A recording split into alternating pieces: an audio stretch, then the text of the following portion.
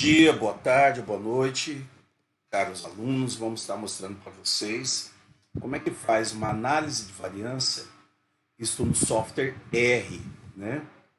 Para isso eu vou estar mostrando como é que a gente utiliza aqui o script.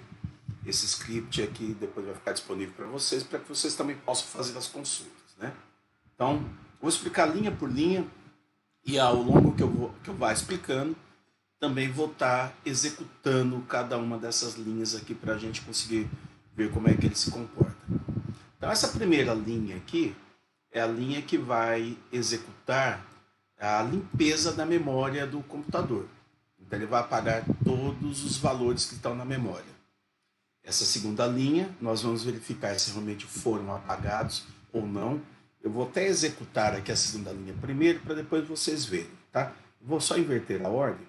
Então, aqui quando eu executo a segunda linha, que é o comando LM, o que o R me mostra lá no console é que existe algumas variáveis ocultas. Ó. Então, tem a variável modelo, a variável tabela, a variável token. O que eu vou fazer? Eu executo o comando RM para apagar toda e qualquer variável que tenha na memória. Quando eu executar ls, olha lá, ele confirma para mim, ó, já não tem mais nenhuma variável lá na memória, tá? Esse comando aqui, .libparts, né, ele vai me dizer qual é o endereço que eu estou salvando a minha biblioteca no R. Então, nesse caso aqui, eu tenho uma pasta lá chamada R lá no Drive C, e lá que está a minha biblioteca. Depois o comando setwd, nós já tínhamos explicado para vocês, que é o comando que diz aonde está a sua pasta de trabalho, não é da biblioteca. É lá onde ficam seus arquivos, que você quer importar aqui para o R. O comando head.table vai importar o arquivo. Então, nesse caso aqui, head.table, o nome do arquivo que está lá é dados_dic.txt, né? Esse comando aqui só serve se a extensão for txt. H igual a true, quer dizer, para que ele leia lá para mim qual é o cabeçalho lá desse banco de dados aqui, né? E lá, nesse banco de dados, a separação decimal está em forma de vírgula.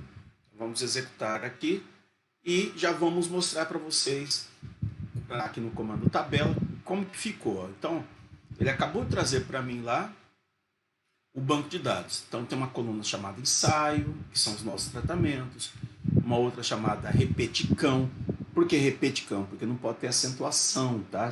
Se tiver alguma acentuação, vai dar erro. Não pode ter espaço, não pode ter acentuação. E esses rótulos aqui, né, esses nomes das colunas, não pode começar por números também. Quando eu usei o comando vírgula lá, né, decimal igual a vírgula, ele automaticamente já converteu aqui para ponto para mim, porque o R só trabalha com ponto, tá bom?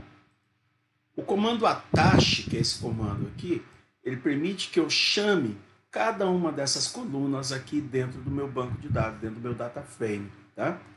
E aqui eu só estou confirmando para ele que a primeira coluna, que é a coluna ensaio, ela é um fator, uma variável qualitativa. Na verdade, não é só ela. É o ensaio e a repetição, mas eu não quero levar a repetição em consideração, né? Então, eu vou olhar aqui também somente o ensaio por enquanto. Então, vamos executar o attach e vamos executar o as.factor, tá? Aí, o outro comando aqui, que é o comando str, ele faz uma classificação para mim, ó. Então, aí eu verifico, o ensaio e repeticão realmente são fatores, são variáveis qualitativas. A variável ensaio tem 12 níveis, porque lá são 12 tratamentos, né? TR1, TR2 até o TR12, tá certo? Repetições eram 3 repetições, R1, R2, R3. E as variáveis que estavam sendo carregadas eram pH, NaCl, PFO, PG, PME e PER, tá certo? Eu vou analisar isso daqui na análise de variância sempre da seguinte forma. É uma variável de cada vez. Neste exemplo que eu estou trabalhando com vocês, eu resolvi trabalhar com a variável PFO. Eu quero saber o que é que está acontecendo com a variável PFO. Mas poderia ser uma outra. Então, a primeira coisa que eu faço é um teste de normalidade. Nesse caso aqui eu estou utilizando o teste de Shapiro-Wilks. mas poderia ser um outro teste como Kolmogorov-Smirnov ou Anderson-Darley, né? Quando você executa aqui, você tem que analisar qual é o valor P que ele te apresenta. Então aqui o valor P que ele me deu é 0,00045. O que significa isso? Se o valor P é menor que o nível de significância, os meus dados não podem ser considerados normais. Se meu valor P é maior que o nível de significância, aí os meus dados são normais. Então aqui, como o meu valor P aqui é 0,004523 e ele é menor que o meu nível de significância, que é 5%, né, 0,05, eu já sei que meus dados não são normais, tá? Se for normal, a gente diz que nós vamos fazer uma análise paramétrica. Qual vai ser a análise paramétrica que a gente vai fazer? Uma ANOVA de fator único, chamada de DIC. DIC é delineamento inteiramente casualizado. Como eles não são normais, o ideal é que é utilizar um teste não paramétrico chamado de Kruskal-Wallis, tá? Eu vou executar os dois para vocês verem, porque dependendo aqui do valor P que você tiver, você sabe qual é o que você vai utilizar. Então, na variável PFO, eu sei que os dados não são normais, mas poderia ser na PME, que de repente ele me dá normal, tá? A forma mais tradicional de fazer isso é usando o comando AOV. O comando AOV, ele vai lá e cria para mim aqui, no caso, o DIC, né, o delineamento inteiramente casualizado, tá certo? Ele cria para mim ali o delineamento inteiramente casualizado. Como é que faz? Primeiro você coloca a variável numérica que você quer analisar, til, e a variável qualitativa que você quer comparar. Então eu quero saber o que está acontecendo com o PFO dentro dos 12 ensaios, dos 12 tratamentos. E meu banco de dados é chamado de tabela, aquele que eu tinha salvado lá dentro, né? Então vamos executar aqui. Ele executou, né? Está em vermelho. Aí quando eu executar mais uma vez ali, ó, para ver o modelo, ele mostra lá para mim, ó, foi tudo certinho, né? Ele me dá a soma dos quadrados dos ensaios, tá certo? O grau de liberdade são 11, porque eram 12 tratamentos, menos 1 fica 11. Aqui o erro quadrado dos resíduos, né? E aqui o grau de liberdade dos resíduos em si. Por que dá 24? Porque eu tinha 12 tratamentos, cada um desses tratamentos apresentava, no caso, 3 repetições. Então, o grau de liberdade total seria 12 tratamentos vezes 3 repetições, que me dá 36. Né? 36 menos 1 vai ficar 35, que é o grau de liberdade. Tirando 11, que vai ficar aqui no ensaio, me sobra aqui, no caso, 24 para o resíduo, tá bom? E o erro aqui está me dando 0,37, tá certo? Eu posso pedir que ele faça para mim aqui, usando o comando sumário, que essas informações ficam mais bonitinhas. Olha lá, quando eu uso o comando sumário, ele gera para mim aqui a tabela de ANOVA, né, a tabela de análise de variância, com aquelas informações que eu acabei de dar para vocês, né, apresentar, e aqui ele me dá o valor P do modelo do DIC, né? Se ele é significativo ou se ele não é significativo. Então, nesse caso aqui, ele é significativo. E bem significativo. Ó. 3 asteriscos significa que ele está significativo ao nível de 0,1%. Então, apresenta muitas diferenças entre os tratamentos. Tá? Eu posso também pedir aqui pelo comando ANOVA. O comando ANOVA também vai gerar a tabela de ANOVA aqui. Tá certo? Esse outro comando aqui, que é o comando de decisão, ele vai verificar para mim se esse pacote aqui, ó, que é o pacote gráfico, está instalado. Se ele não tiver instalado, ele vai instalar para mim esse pacote gráfico, tá? Depois disso, eu quero que ele execute para mim um comando de TUKEY. Por quê? Porque a análise de variância só me diz que existe a diferença, né? Esse teste aqui só me diz que existe a diferença. Mas ele não fala para mim quem são os diferentes. Então, para que eu consiga descobrir quem são os diferentes no teste paramétrico, Eu rodo primeiro a análise de variância. Se apresentar significância aqui, quer dizer que existe diferença entre os tratamentos. Quem vai me dizer quem são as diferenças é o teste de Tuque. Tem várias formas de fazer. Nesse caso aqui eu estou usando o pacote Graphics, né, que vai fazer esse teste de Tuque. Vamos rodar aqui para vocês verem como que ele vai ficar. Ó. Então, rodou, verificou lá, tá tudo certinho, gerou o teste de Tuque, agora eu vou escrever Tuque ali para ele mostrar para mim o resultado. E aqui ele me dá os comparativos 2 a 2 de cada um dos tratamentos, ó. Tá? Então ele me dá o comparativo 2 a 2. Tratamento 10 com tratamento 1, tratamento 11 com tratamento 1 e assim por diante. Então ele faz a comparação de todos os valores aí, né? Então aqui estão os ensaios na primeira coluna, na segunda vem as diferenças, na terceira coluna vem os valores mínimos, na quarta coluna vem os valores máximos e na última coluna vem lá no caso o valor P, tá? Quando é que apresenta a diferença? Quando o valor P aqui é menor que 5%. Ó, então eu sei que o tratamento 10 e 1 são diferentes. Tratamento 11 e 1 também são diferentes. E assim sucessivamente. Em compensação, eu já descobri aqui que o tratamento 12 e 10 ainda tem um valor P menor que 0,01, ainda são diferentes, né? Deixa eu ver se algum deles aqui vai ser maior. Aqui, ó, tratamento 5 e tratamento 2. Aqui, como ele é maior que 5%, eu sei que o tratamento 5 e o tratamento 2 não podem ser considerados diferentes, são iguais. Eles vão receber as mesmas letrinhas lá, tá? Então, como é que eu poderia fazer isso na mão, caso eu queira fazer na mão? Calcular a média de cada um desses tratamentos, né? Em ordem decrescente. A maior média recebe a letrinha A. A segunda maior média, se for igual, recebe letra A. Se for diferente, recebe letra B. Mas para a gente não fazer isso, eu vou fazer aqui um gráfico de plot aqui. Vamos plotar esse teste de Tuque, que aí fica mais fácil de vocês visualizar. Deixa eu aumentar aqui, que aí vocês conseguem visualizar. Ele foi lá e fez a comparação de todos os tratamentos aqui. E todas as linhas aqui representam as diferenças entre os tratamentos. Se alguma dessas linhas estiver nesse pontilhado aqui, significa que eles são iguais. Ó. Então, nesse caso especificamente, deve ser o tratamento 5 e 2 lá, que ele está me dizendo que são iguais.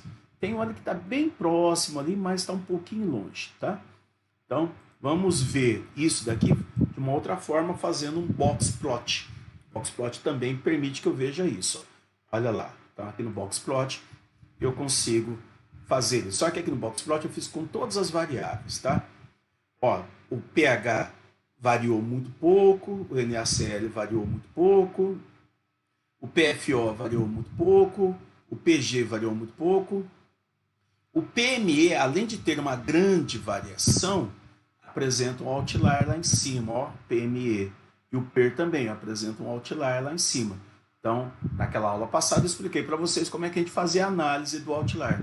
De repente seria interessante verificar se vale a pena retirar esse outlier aqui ou não, tá?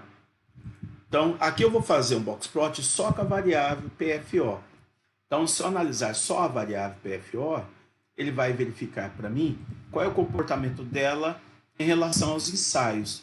Se eu tiver duas dessas linhazinhas aqui no mesmo alinhamento, eu digo que eles são iguais, tá? Eu digo que eles teriam, no caso, comportamentos iguais. Aqui, aparentemente, as únicas que estão alinhadas são essas duas aqui.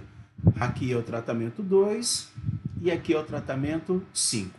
Aqui parece que estão alinhadas, mas não estão alinhadas de jeito nenhum, tá? Então, se eu colocasse uma reguinha aqui, elas estariam no mesmo alinhamento, beleza? Bom, mas isso daqui é só... É muito difícil fazer manualmente, né? Tem pacotes que permitem que eu faça isso de uma forma um pouquinho mais rápida. Então, eu vou rodar aqui esse pacote que é o Pacman. Ele vai gerar para mim um gráfico que permite, né, que eu faça isso usando o ggplot. Ó. Então, aqui, usando o ggplot, fica mais evidente que aqui os valores não estavam alinhados e aqui os valores estão alinhados em si, tá bom? Depois disso, a gente usa esse comando aqui, que é o comando de Levene, para verificar se os dados são homogêneos. Vamos rodar e vamos ver o que acontece com o valor P. Tá? Então, quando eu fiz o teste de Levene aqui, o valor P aqui foi maior que 0,05. Isso indicando que os dados são homogêneos. Toda vez que ele for maior que o nível de significância, ele é homogêneo e ele é normal. Se ele for menor, quer dizer que ele não é homogêneo e não é normal, tá? Lembra que eu falei para vocês que eu tinha outra forma de fazer o teste de Tucker? Posso usar esse comando aqui também, ó, h.test. Se eu rodar ele, olha só, ele vai gerar para mim um outro teste de Tucker. E olha só que legal, aqui ele já me dá as letras de cada um dos tratamentos. Então, tratamento 2 tem média 81,85 com letrinha A. Tratamento 5, lembra que eu falei lá que eles eram iguais? Ó, também ficou com letrinha A. Todos os demais ficam com letras diferentes, porque cada um são diferentes em relação aos outros. Aqui em cima ele me dá um resumo estatístico, tá? Para que a gente possa depois comparar. Mas o que interessa mesmo para nós, para apresentar os resultados, é esse daqui, os grupos, beleza? Bom, então também tem um outro pacote que permite eu fazer isso de uma forma bastante resumida. É o pacote s.des.pt. Ele é escrito em português. Ele já vai fazer aqui para mim um DIC, pegando o ensaio em relação aos PFOs, né? E vamos ver como que é que vai ficar isso. Vou rodar aqui, ó. Então, quando eu rodei, ele faz tudo que eu fiz lá, que eu demorei para fazer, em uma única linha. Olha aqui, ó. Ele fez aqui a tabela de ANOVA. Olha lá que interessante. Me deu o coeficiente de variação bem baixinho, ó, 0,76. Ele fez o teste de normalidade aqui e ele já escreveu aqui, deixa eu aumentar para vocês verem. Olha lá que ele escreveu aqui. De acordo com o teste Shapiro-Wilks a 5%, os resíduos podem ser considerados normais. Os resíduos podem ser considerados normais. Então eu tenho certeza que os resíduos são normais. E aqui, fez o teste de homogeneidade. De acordo com o teste de Bartlett a 5%, eu também posso considerar os resíduos, no caso, homogêneos. E aí ele também me dá as letrinhas com cada um dos tratamentos. Ó. Tratamento 2, tratamento 5, com letrinha A e as suas médias, e os outros com letrinhas diferentes. Tá? Eu acho ele bastante interessante, bastante prático, até para a gente poder trabalhar. Tá? Então, usar esse comando aqui do ESP10 é muito interessante. Então, quer dizer, tudo que eu fiz ali em cima poderia ser resumido somente aqui com essas duas linhas, tá bom? Ah, mas o senhor disse lá no começo que os dados não eram normais, então não posso fazer DIC. Exatamente, não posso fazer DIC. Então, o teste correto a ser feito aí é o teste de Kruskal-Wallis, né? Eu uso esse comando, eu uso esse pacote aqui que é o Agricolie. Então, vou rodar o Agricolie e o comando é Kruskal. Então, quando eu rodo aqui o Kruskal, olha lá o que ele faz. Ele me dá... Só que ele é um pouquinho mais complicado para a gente poder entender, tá? Ele me dá aqui o valor P aqui, dizendo que os valores são significativos. Primeiro ele me dá aqui os ensaios, tá? Dizendo aqui qual era a ordem, né, que eu encontrava dentro de cada um deles, e as repetições, tá? E aqui ele me dá a ordem correta dos grupos com as letrinhas. Aqui, ó, pelo Kruskal-Wallis, o tratamento 2 e o tratamento 5 ficaram diferentes, tá? Só que eu não uso esses números aqui são rankings. Eu tenho que usar o quê? Eu tenho que usar aquelas médias que foram geradas lá no... Aqui, ó, essas médias que foram geradas aqui no DIC, tá? Então é a média que a gente usa, não é o ranking. Beleza? Então o que eu recomendo? Eu recomendo que vocês voltem aqui, né, no começo e refaça essa análise com as outras variáveis. Eu fiz só com o PFO, viu o que acontece com o PG, com o PME, com o P, com o NaCl, com o pH, tá? Sempre trocando as variáveis do tipo numéricas. Ok, gente? Então, por enquanto é só e muito obrigado. Até mais.